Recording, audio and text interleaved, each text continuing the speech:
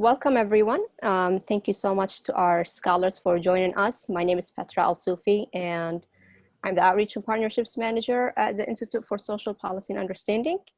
Thank you all for joining us today to have this really important conversation on promoting healthy marriages. We have wonderful speakers, wonderful scholars today. They're experts in different areas that will be highlighting key takeaways to help us navigate this topic. We have Brother Altaf Husain, Brother Quaiser Abdullah, and Sister Manijeh Daneshpour. I'm gonna let you all introduce yourself very quickly, and we'll jump into the questions. Assalamu alaikum. My name is Manijeh Daneshpour. I am the system-wide director of the program in marriage and family therapy at Alliant International University in California.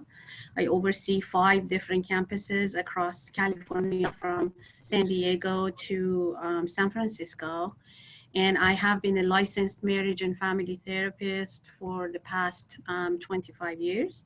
And have been working with Muslim and non-Muslim families all these years. And I have a publication, a book called Family Therapy with Muslims that have been based on theories, Western theories, and how we can use them with Muslim families.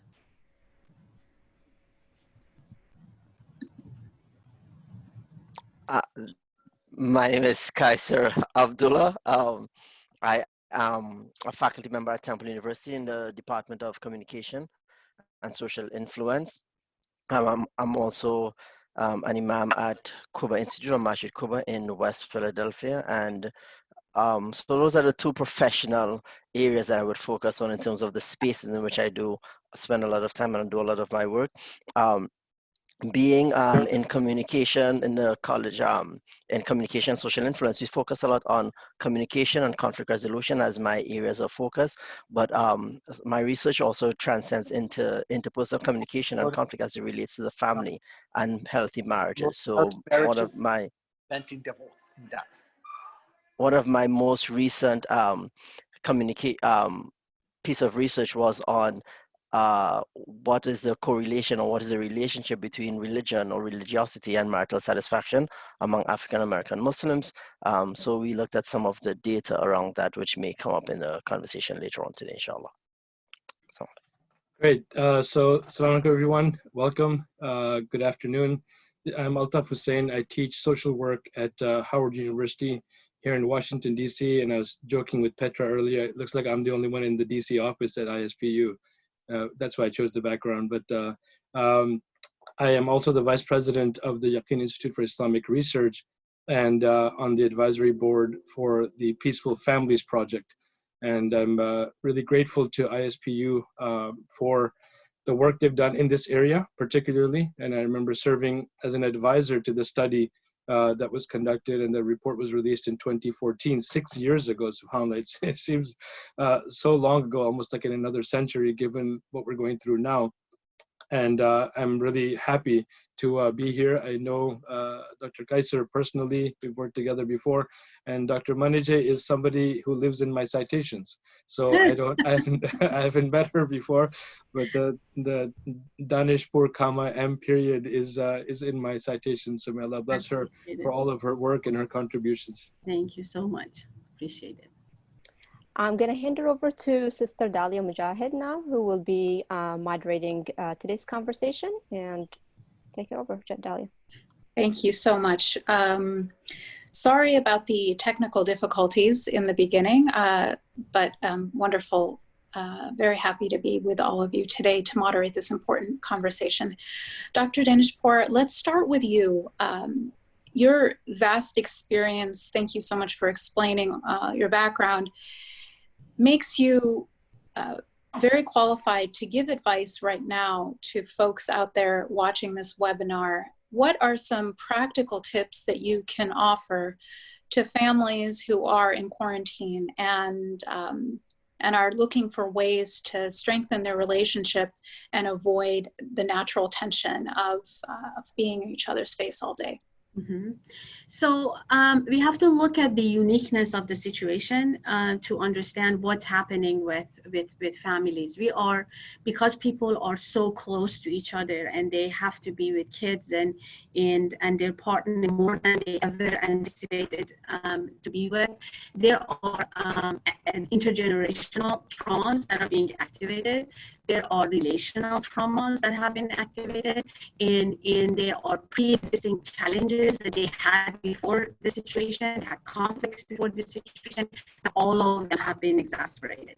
And so financial fears and then health anxiety, you add all of that together, it becomes a very complicated situation for a very healthy, emotionally connected couple, let alone people that have had relational issues before this happened, and now they have to be very close to each other in raised families and in our cultures, perhaps more about extended family as well.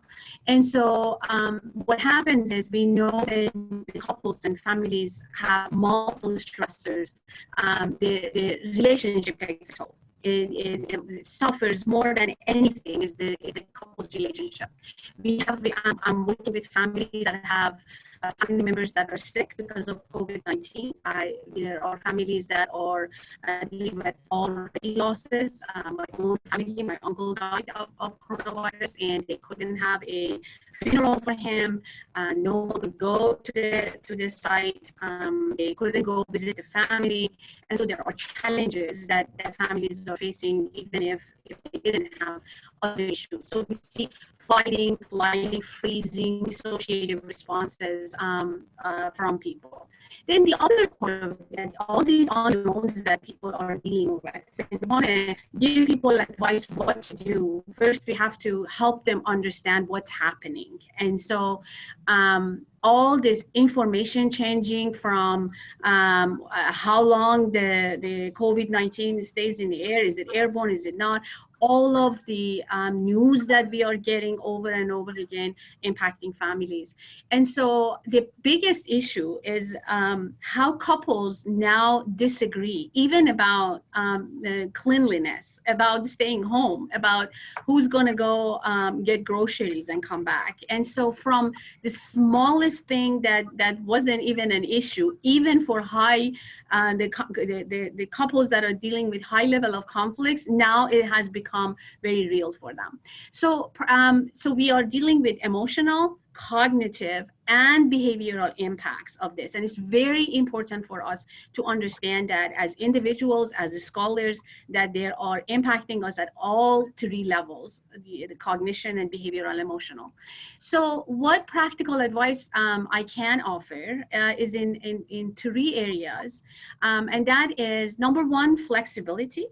It's very important to be less rigid and not follow ordinary rules.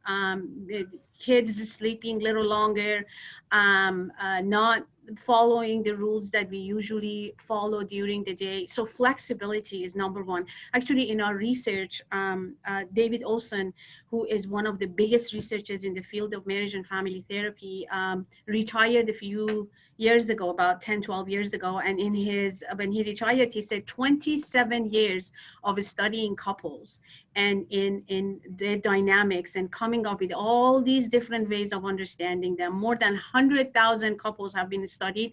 What he found was that flexibility is the key to having a good couples relationship and continue to grow together.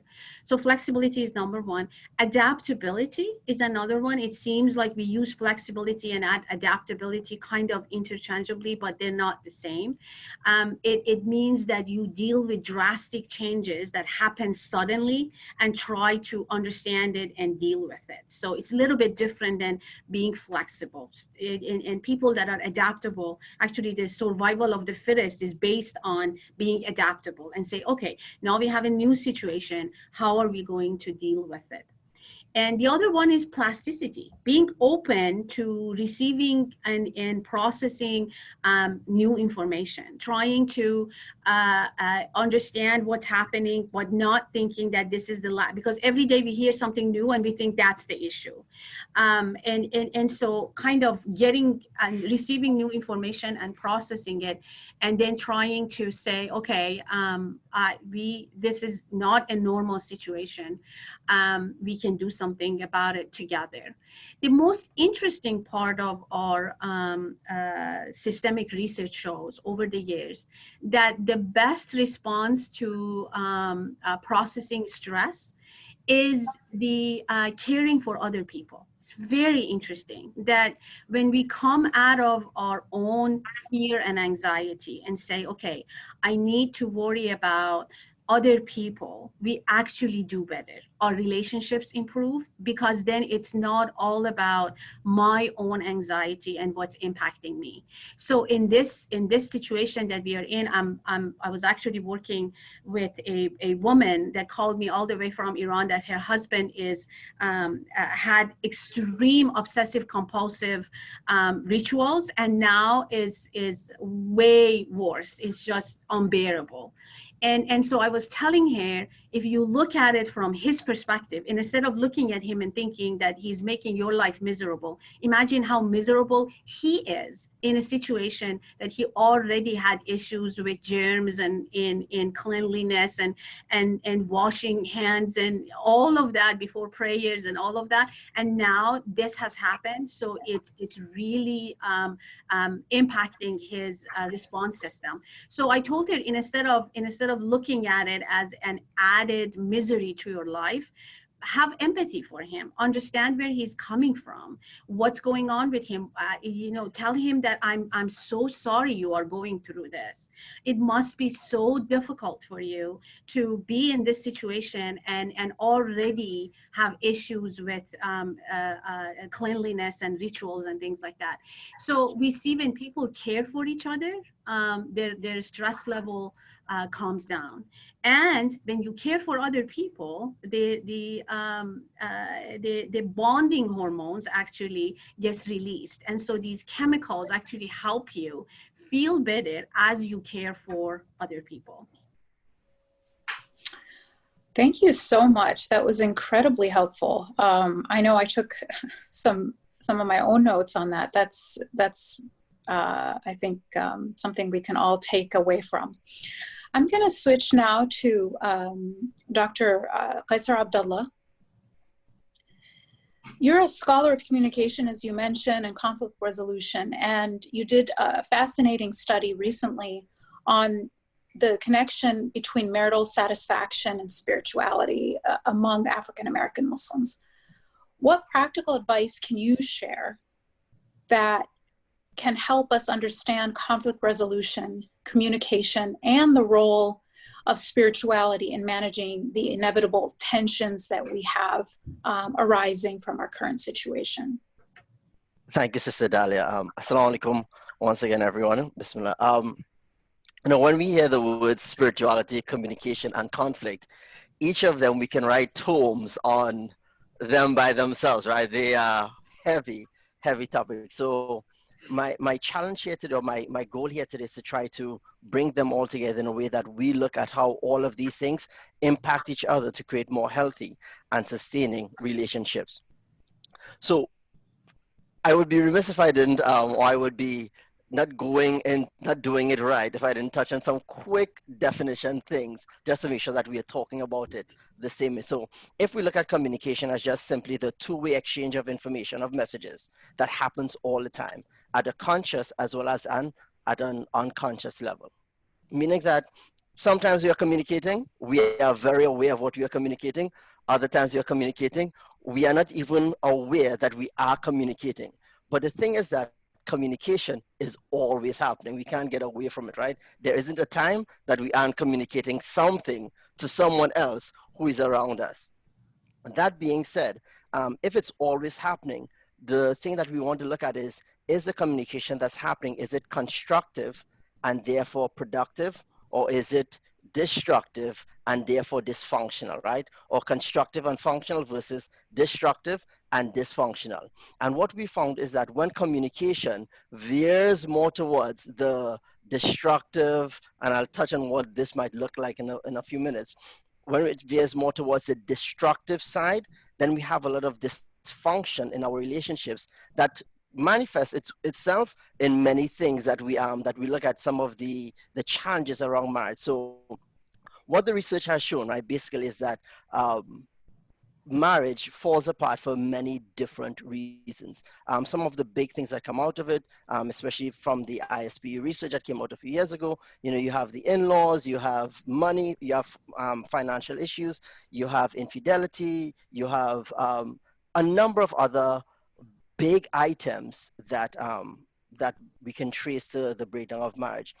But when we peel back the layers of this and we look at some of the antecedents of it, we find that a lot of it centers on communication. And Dr. Manijeh mentioned the three things. Right? So she mentioned a lot of the things that I could have spoken about as well, right? The emotional, the cognitive, and the behavioral.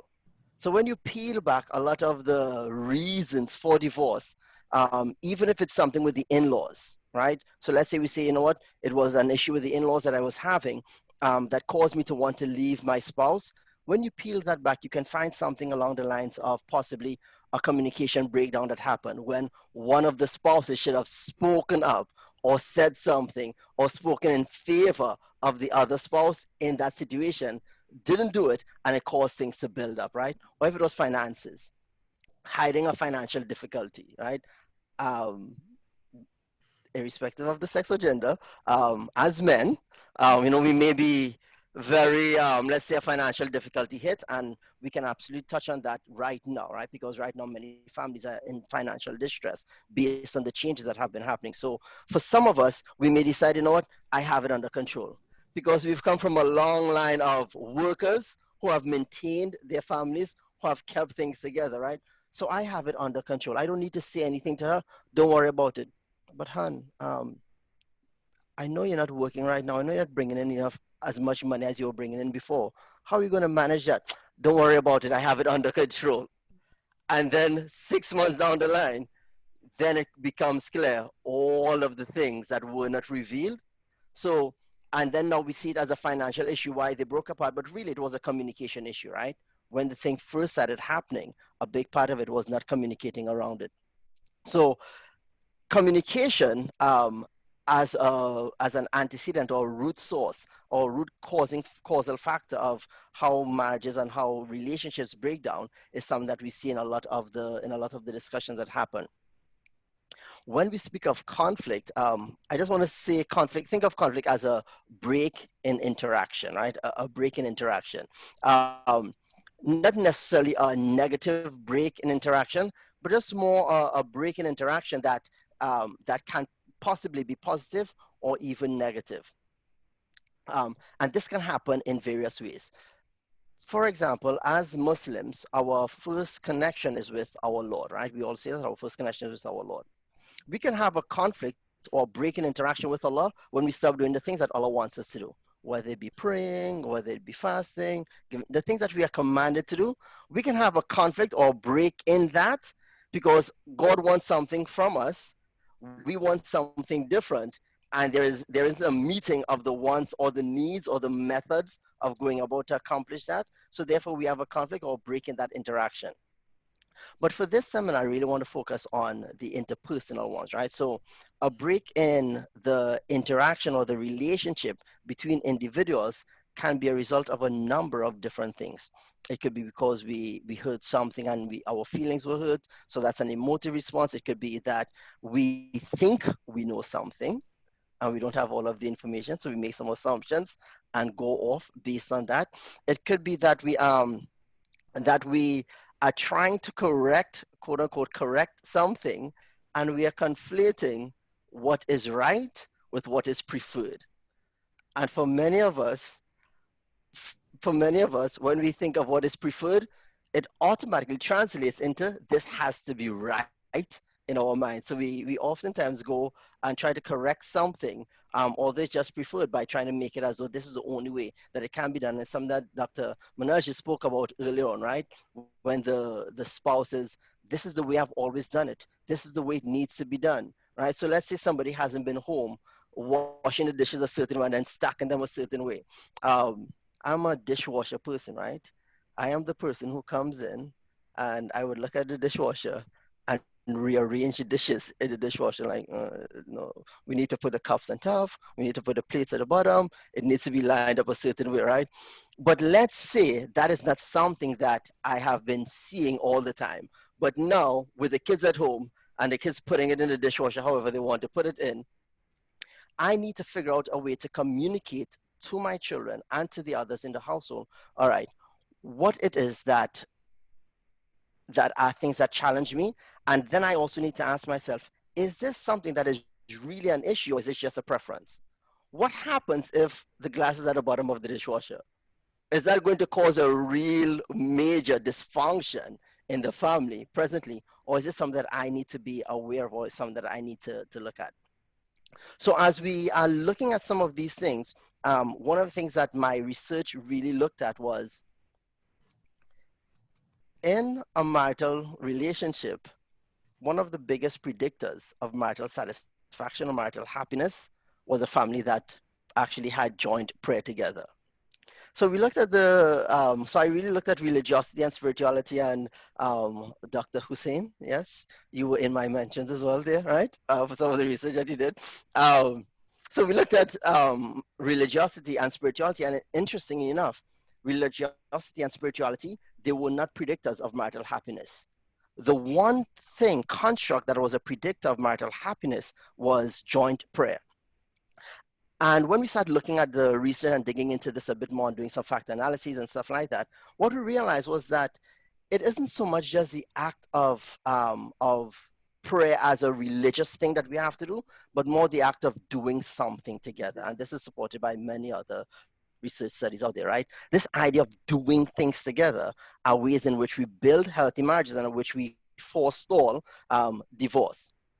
So if family prayer is a predictor of marital happiness, and one other small predictor was agreement on religion, but agreement on religion, when we dug into it, was really about how they communicated along or around religion, and not necessarily that they agreed on the 5 pillars of Islam, right? Which is something that many Muslims who come in to the relationship, they agree upon. So what do we do in terms of communication piece? Find ways to engage in more spiritual practices together. The research also showed that although over 70% of the respondents prayed all 5 prayers, less than half of them prayed with their spouses at least once a week. So I want us to sit with that for a second. Majority of them prayed, but fewer than half of them prayed at least once a week with their spouses. To a person, almost each relationship that I've had to do some level of counseling or coaching on, when asked about, so what are some of the things that you do together? What are some of the things that that you struggle with in your relationship? One of the spouses would say, yeah, we don't pray together. And this is not from me prodding, this is from them just offering it up, right? Yeah, we don't pray together. And this is not something to hold against someone like, why don't you pray with me? But it really speaks to this idea that if we are doing certain things that are one of the things that is a core part of the religion together, then that adds a certain element of togetherness in the relationship. So whatever it is that we can do spiritually together, that can absolutely help. In the communication piece, and I'll say 2 more things and then stop. In the communication piece, pay attention to certain communication patterns that we have. Many of us are pros at destructive communication behaviors or patterns. I'll just rattle off a couple of them, right? Winning at all costs, displaying anger, demeaning others, retaliating. Those are the big ones, right? But some of the smaller ones that we don't pay attention to are the passive ones. For example, avoiding, yielding, hiding emotions, or even self-criticizing. So I'll just mention a couple examples of 2 of them, just to show how our orientation to conflict actually causes us to engage in destructive behaviors. Most of us, when we hear conflict, we think of the idea of running from it. The the theoretical perspective that we take on conflict when we teach conflict is that conflict shouldn't be ran from, but it's actually normal and necessary. That is not so much that the absence of conflict that creates good relationships, but the presence of productive conflicts that creates stronger relationships. That if we know how to deal with conflicts productively and not run from them, then we'll actually have a stronger relationship. So how do we try to deal with conflict? We avoid it. So someone says something to us, I'm not going to say anything. You know what? It's okay. You know what? It's okay. You know what? It's okay. And each time we add on an it's okay, 2 months later, we throw the whole kitchen sink when something else comes up. Do you remember 2 months ago when you did X, Y, and Z? But I thought you said it was okay. Oh, I see now it wasn't okay. So now we are bringing back things when we thought we were avoiding it, right? Or yielding as a passive destructive behavior. Someone tells us to do something or someone asks us to do something. All right, no problem. That's fine. Right? That's fine. And when we, as I say that, I also want to touch on how we speak about our emotions. Right? So that's the next thing I want to touch on. As a tool to manage communication, we need to know emotions. For many of us, we know 4 emotions. I'm happy, I'm upset, I'm okay, and fine. How are you feeling? Fine. But we know that they're not fine in that moment. What if somebody said, you know what, I'm disappointed? What if somebody said, I'm frustrated? It may look like sadness, it may look like anger, but it's not the same thing. So in terms of something else that we want to take away from this is learning emotions and actually naming them. Because if we're not communicating the emotions that we are having, then our partners can't really respond to it. If we're showing sadness, but we're really feeling disappointment, our partner may try to make us happy, but happy is not what we want to feel. We want to feel secured. So communicating emotions would be a real way to actually enable communication or better communication in our relationships. And the last thing I would say is listening for understanding, right? That when we are communicating, that we listen for understanding as one of the better constructive behaviors. And listening for understanding looks very different from just simply listening to respond, right? It's listening in a way that lets us know that there's true curiosity. There's a true we have an inquisitiveness about the emotions that that person is having. And as was mentioned earlier, what does empathy look like, right? So after I identify the emotion that has happened, then I can actually show or tap into empathy. And if I can't tap into empathy, then at least I know one of the areas that I need to develop to bring that out and bring that to the fore. So these are some of the things that I wanted to touch on as we look at that from a communication, spiritual, and conflict perspective. There's a lot more that we can say on this, but I need to stop here and let Dr. Altaf go on. Jazakallah khairan. That was incredibly helpful. I really appreciated the paradigm shift that you offered about what we're striving for isn't the lack of conflict, but rather productive conflict and conflict that leads to greater understanding. I turn now to Dr. Altaf Husain. As someone who's a professor in the field of social work, as well as an ISPU scholar, as we mentioned, and you've served the community both before and after getting married. So congratulations on that. Can you talk to us about the critical role of men in promoting healthy marriages? A lot of times these conversations are mostly among women, and I think it's important to bring in the role of men in promoting healthy marriages. Thank you so much, Sister Dalia. So, Allah subhanahu wa ta'ala in the Quran and even in the teachings of the Prophet, peace be upon him, we find so many references to the men and what the men can and should be doing and what the men can are expected to do. And it seems that if you were an observant man, meaning just somebody who is really reading and understanding what's going on, that the one who created us knows very well our weaknesses and our strengths, meaning as males and then as females. So the emphasis on males in terms of the roles and that we are supposed to carry out as husbands, as fathers, and so forth is tremendous. Is there in both even the Prophet, peace upon him, as all of us know, said the best among you is the one who is best to their families, and I am the best, to my family in terms of character and behavior and so forth. So I'll start on a personal note, as this discussion is on quarantine and what's happening with shelter in place and all of the focus with that. That typically my university schedule, and then as you mentioned, some of the community service schedule, I'm actually the one that is the new variable in my family. So that I'm typically at the university, or if I'm on travel on the weekends, I'm the one that's away. It happens that we homeschool our 4 children, so they've always been at home. They have a schedule, as Dr. Manijeh mentioned. They have a routine, and they live by that routine. So I, as not only the man on this, responding in this panel, but also in that situation, I am the one who is the new variable. And so I had to be very careful that I didn't somehow start to impose my, as Dr. Quaiser mentioned, preferences, my, in terms of routines, sleeping in, not sleeping in, whatever we're doing. So I had to be very careful. And what I think comes out of our teachings is that the kindness and compassion factor has to be emphasized over and over and over again. Whether you use words and terms like, as Dr. Manijeh mentioned, flexibility, plasticity, whether in the communication style. So a couple, some of the practical things that I think we can do as men. So on the one hand, the communication, and I loved, both of their presentations.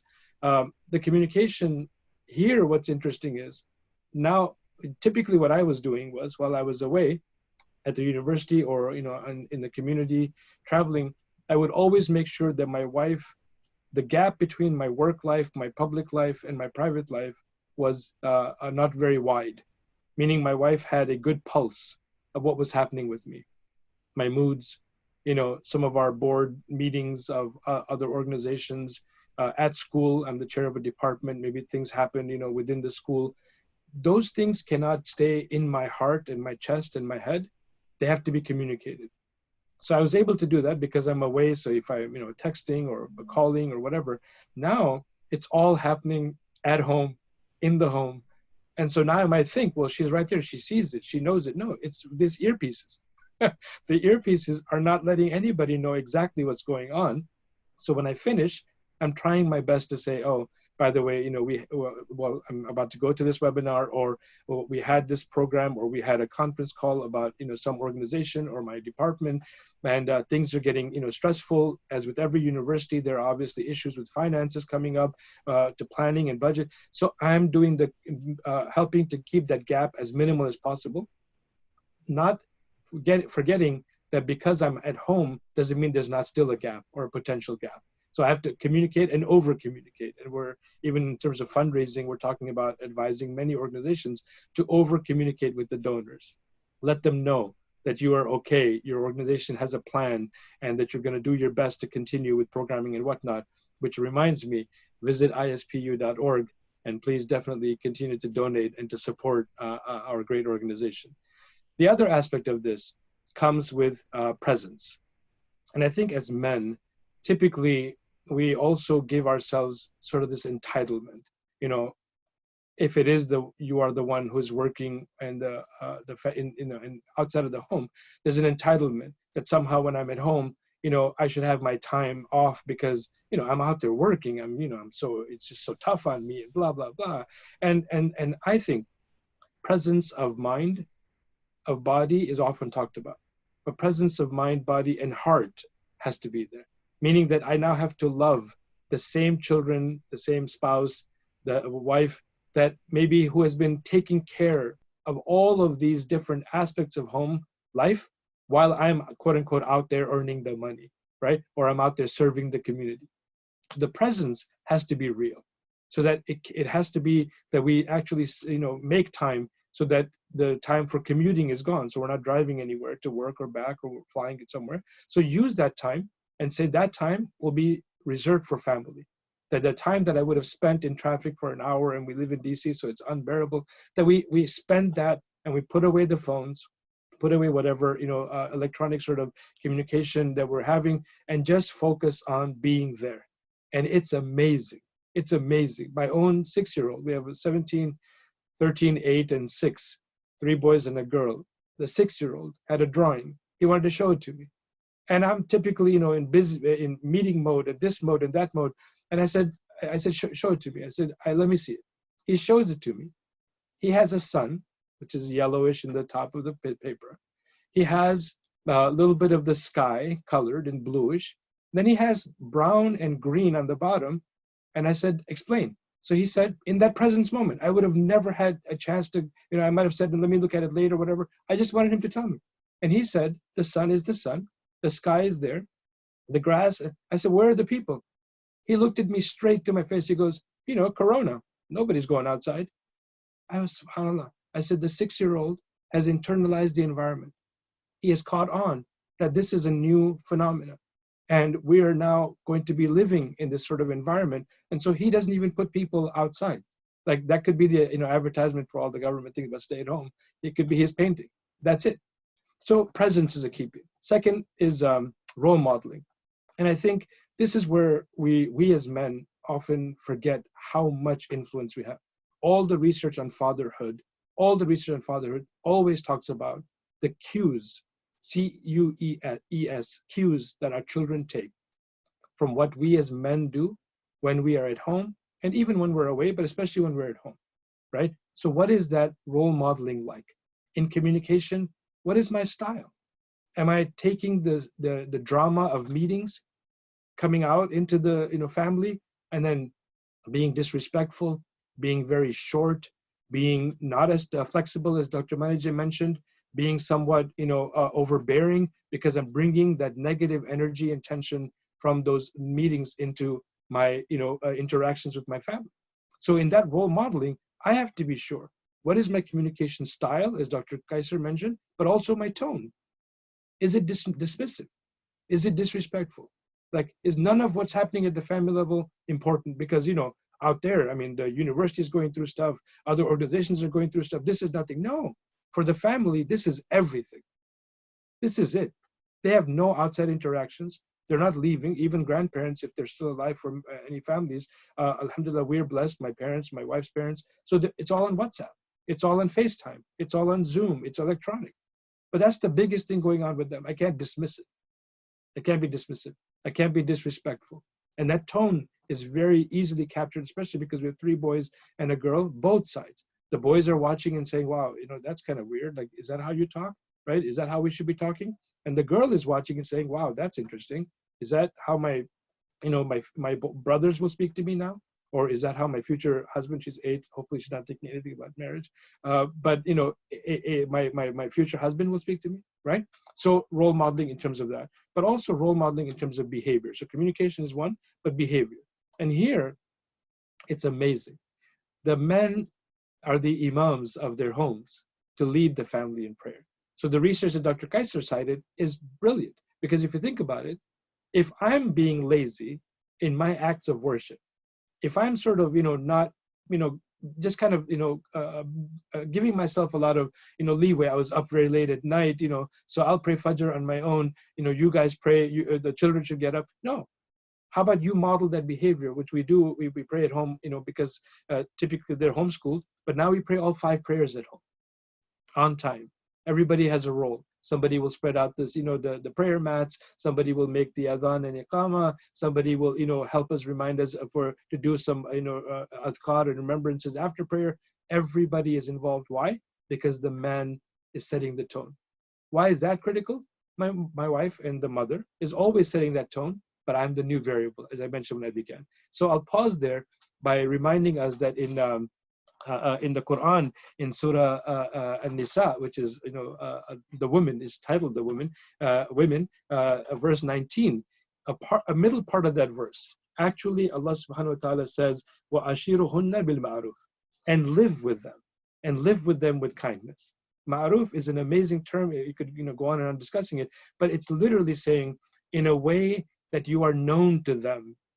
So that the other verse that's often recited in marriage ceremonies from Surah Ar-Rum, right? From among his signs is that He has created you a mate for yourselves so that you may dwell with them in tranquility, sakina, so that you may have among and bestowed between you, right? Mawadda, compassion and active love, and rahma, mercy. So I'm hoping that I begin with myself to remind myself that as a man, that I'm setting the tone, right? That this quarantine is not the end of life. It is very difficult on many families who've had loved ones pass away, who are ill and so forth, but life is going on. The flowers are blooming because it's spring, at least here in Virginia, right? And so Allah subhanahu wa ta'ala is having life go on. And indeed, if I can be a part of promoting a good life for my children, my wife and my family, inshallah, that will be the best, contribution that we can make during this period. So I'll turn it back over to Dr. Dalia. Thank you. Thank you so much. And we're going to go right into audience questions, and really a good segue into the first question we've gotten already is, how do you cope with a spouse that you feel is a bad role model for your kids? A spouse that doesn't pray, watches hours of TV, and loses their temper. And I'll start with you, Dr. Altaf, since you just touched on that. Let me unmute myself, speaking of TVs. So if I understood it correctly, you mentioned that it's the child who's losing their temper? No, the question is, how do you cope with a spouse? Okay. Who you feel is a bad role model for your kids? And the examples given is that they don't pray, they watch hours of TV, and they lose their temper. Right. Yeah, sure. So starting with myself, controlling of temper, controlling of anger, frustration. I think, I want to be realistic. We are not going to solve all of our, long-standing marital issues during the quarantine period. So I've not met a single organization who's saying, join our webinar, because at the end of this webinar, everything's going to be okay. It's not. And so what I think is we have to be realistic. If the person had these behavioral issues, and I think Dr. Manijeh mentioned the caller, a friend who confided about this issue with obsessive compulsive behavior, that's not going to go away. It could get aggravated. So in this case, have a private conversation. And if the person is so ill-tempered and whatever, let's communicate in writing. Let's send a message or by text or WhatsApp or whatever we're doing to get through to them, and just say, look, I don't mind that you're working on whatever issues you have. Like, I don't mind. Take your time getting through that. But now that we are, as a family, living 24/7 together, here is some impact of your behavior. Here's what's happening because of how you are behaving. So when you are ill-tempered, it's affecting the children, because then they're showing disregard or disrespect towards me.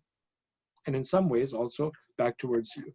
When you are not praying, or when we are trying to pray, if you could just do, it's sad to say this, but our 6-year-old, my wife gets them, slowly immersed into this. So our 6-year-old, for example, has the rukhsa, or the flexibility. He can join 2 out of the 5. If we're praying 5 times a day, he has the liberty of saying you can join 1 or 2, whatever your mood is. And then she doesn't want to force it. We want to come naturally. So believe it or not, you may have to approach your spouse in that way and say, we're 5 prayers at home together. Do you want to at least join us for one of them to start off with? Just one. Choose the shortest one. Choose Fajr. Maybe that's not good because you're sleeping too late. Maybe Maghrib, right? It's 3 rakas, and we'll do short surahs. You can do short surahs. You can lead us, right? And the idea here is, don't expect change overnight, and then don't frustrate yourself with a whole lot of negative energy, because resentment you're developing towards your husband. In this case, I'm assuming the spouse is the husband. That it's not happening that way, right? And I look forward to others also hopefully chiming in. Thank you. Dr. Manijeh, you want to go first? I have one thing I would say, but you can go first if you want to.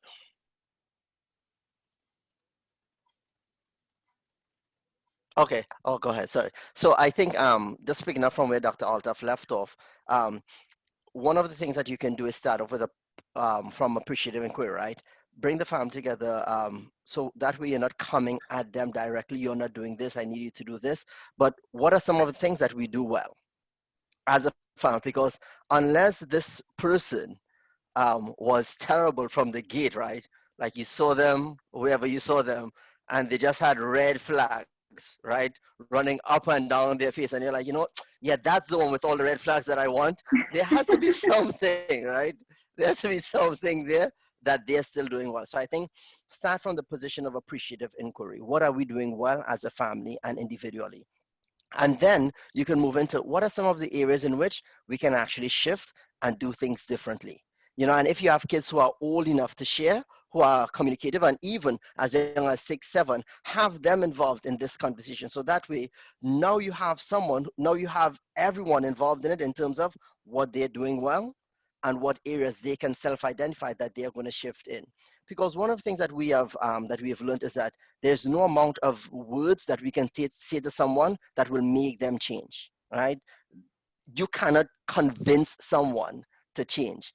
But if we create the environment where they feel like, you know what, I can bring my full self as I am, as challenged as I am, but still find something that I can do where I have value, then that would actually work better for them. So, you know, in transformative conflict resolution stuff, we speak about empowerment and recognition.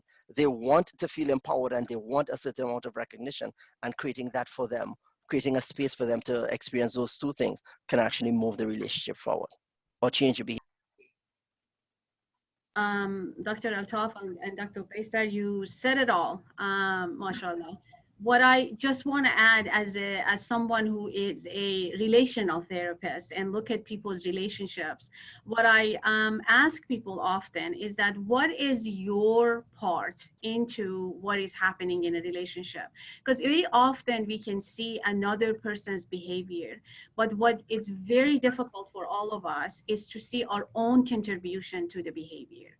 And so if there is a balance between how I view another person and how I behave, it really helps the relationship move forward. And it makes us feel better, because accountability, when we take responsibility for our own behavior, it actually helps other people see us as a role model and take responsibility for their behavior.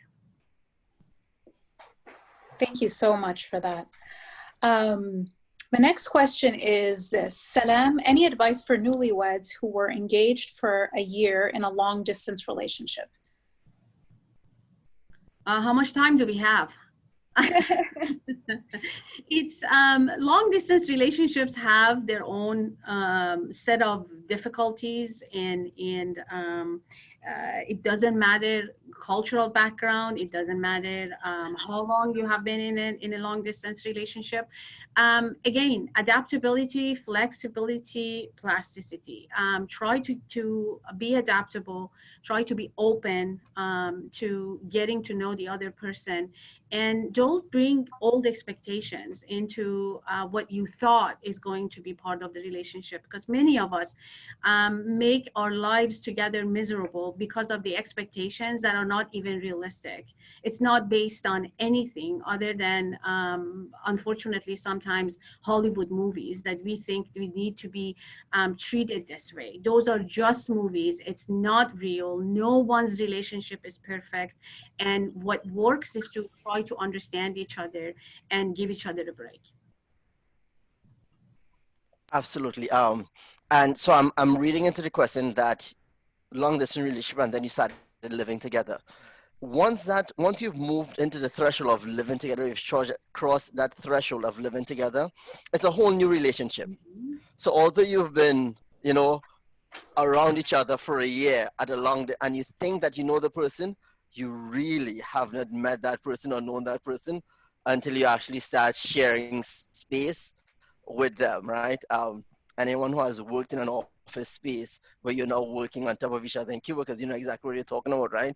You like that employee from afar, but in the same cubicle space, it doesn't really work out too well. So understand that, give yourself the room to learn something new, and really be patient with yourself. Like, I have to learn this person. I know some stuff, but there's still a lot I need to know about them, and there's still a lot I need to know about me. There's a statement that is in our tradition, right, where it said that he who knows himself, man arafu nafsahu, faqad arafu rabbahu, right? That he who knows himself knows his Lord. So if we take it from the perspective of I need to know myself. I need to spend a lot of time with myself, understanding myself. And as Dr. Manijeh said, what am I bringing into this relationship? So yes, I told you that I sleep late. No, but you telling me you sleep late in a long distance relationship is very different from me waking up in the morning and seeing you in the bed sleeping late. So whatever we thought we communicated prior to marriage, we are going to re-communicate that in a new way once we start living together. So I think give each other time to relearn the habits in a physical space, even though it was communicated in a long distance space. That's it. Next question. All right.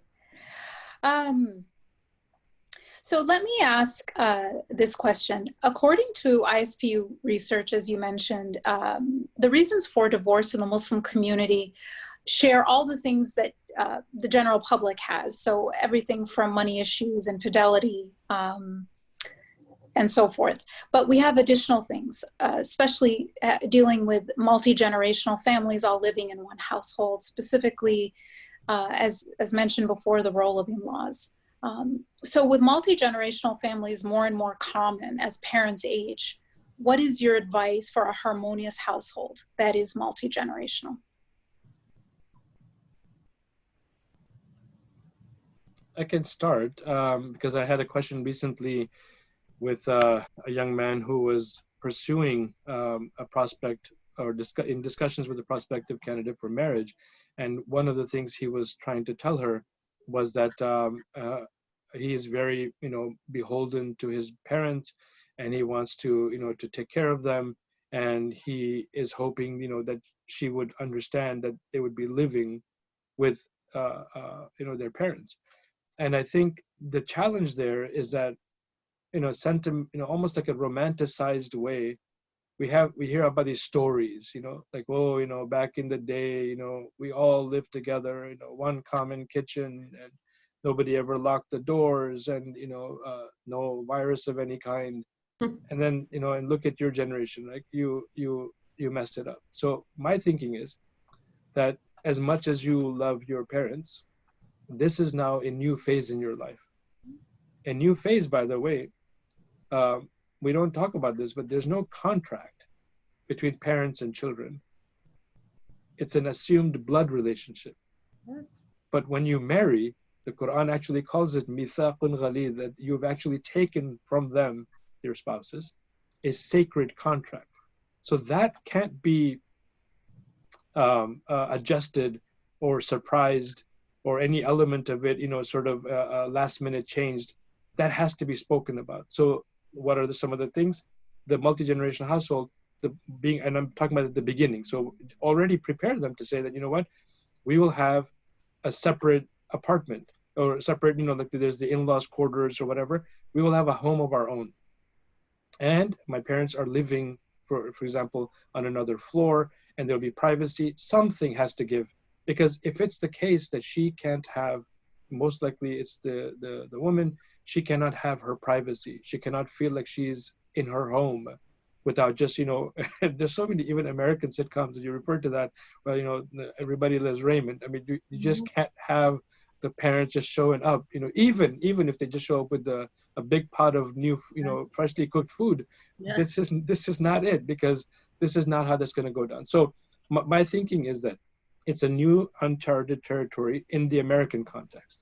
And so we not only have to have very clear and frank communication, we have to allow Islam and Islamic teachings to really guide us, so that no cultural guilt and cultural shame, you're not a good daughter-in-law or not a good son-in-law, because no, there's very clear rights after the contract.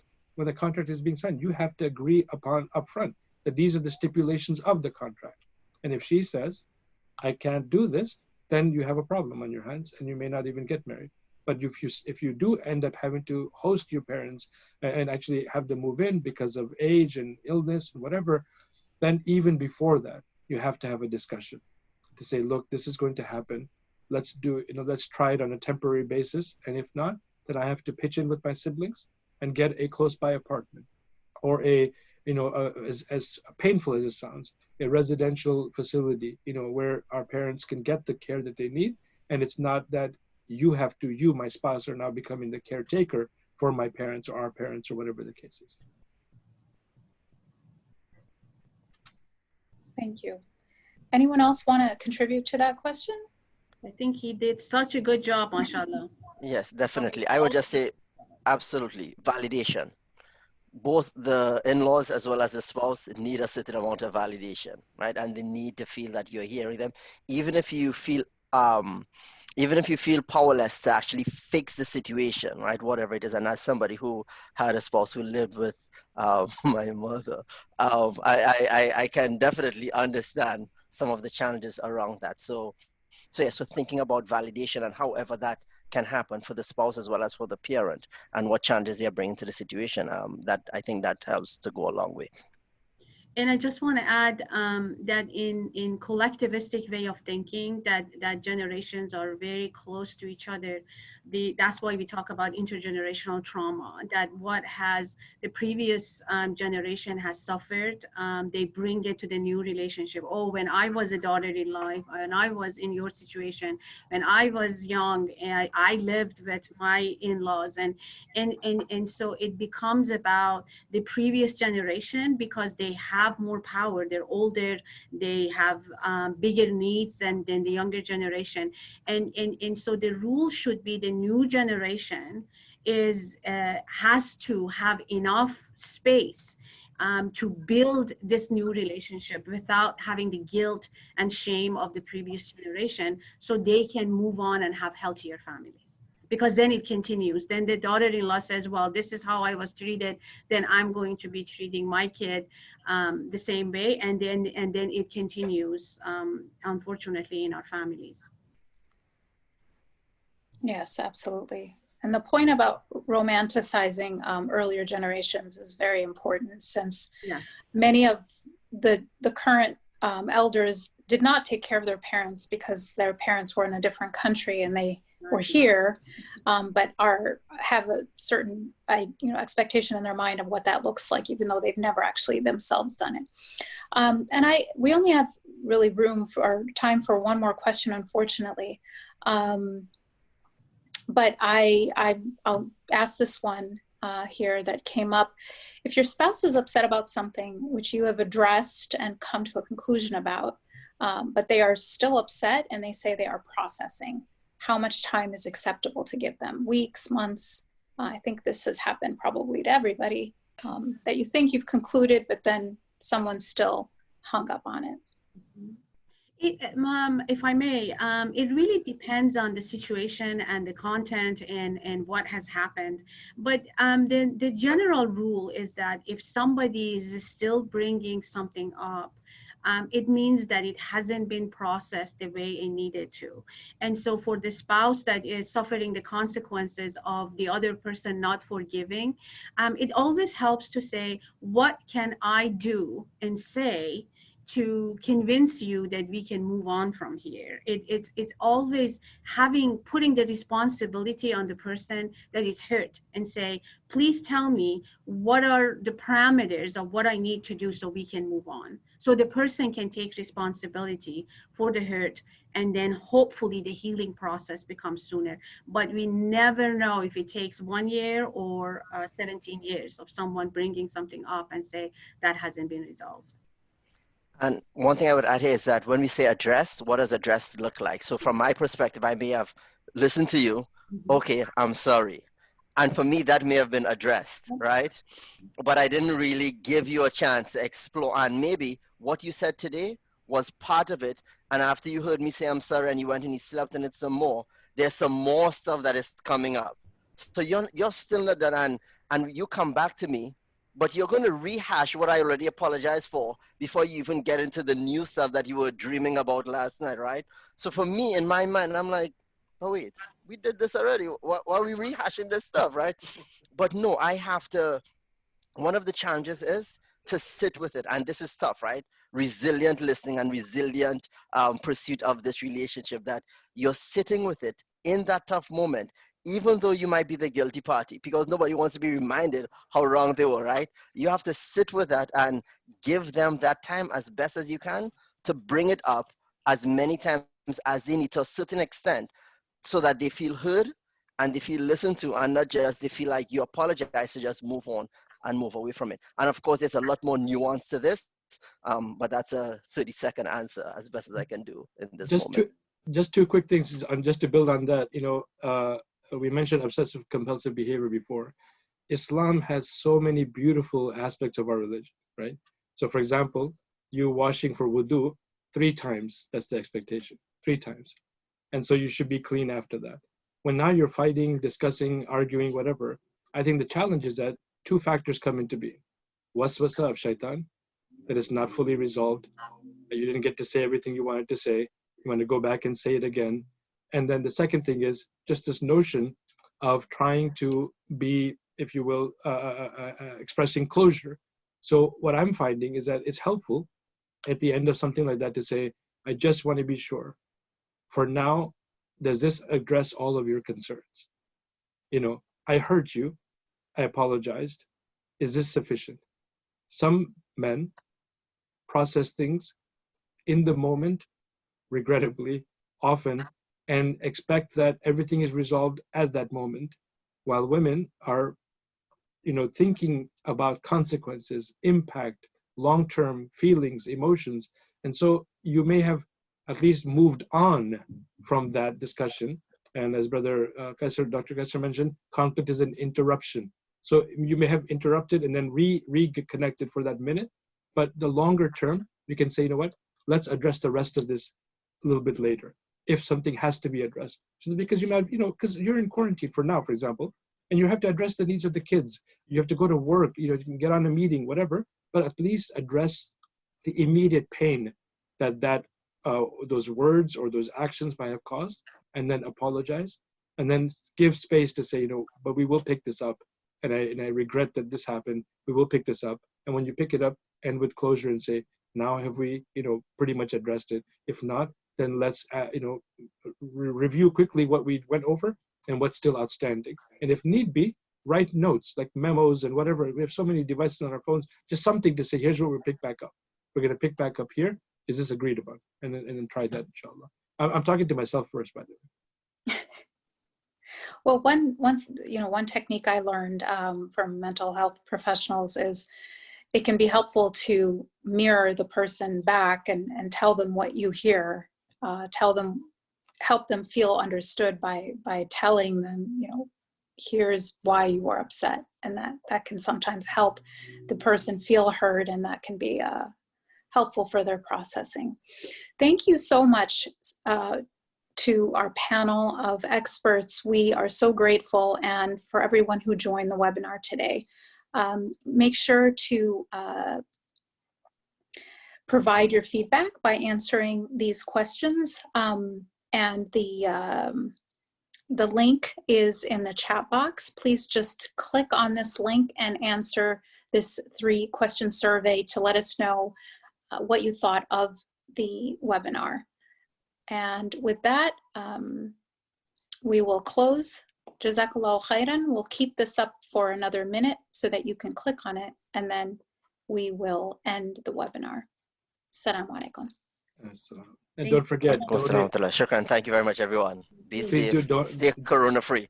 Please do donate at ispu.org. Absolutely. Thank you. Absolutely. Assalamu alaikum.